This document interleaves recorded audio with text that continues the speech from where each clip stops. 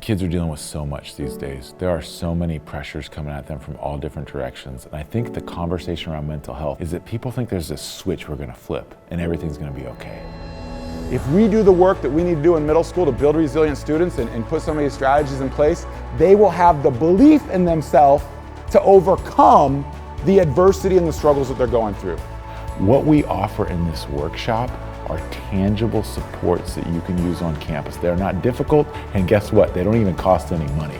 They're just things that we can do around every single student on this campus to build that support and build that system so they can deal with adversity, so they can work through it, so they can overcome it, so they can grow as young adults.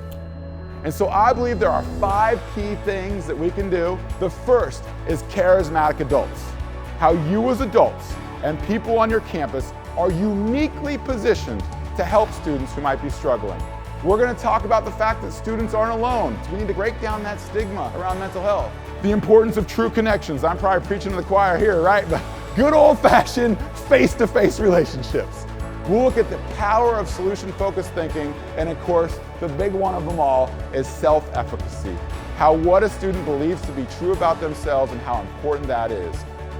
And I know on a campus, things are moving quickly.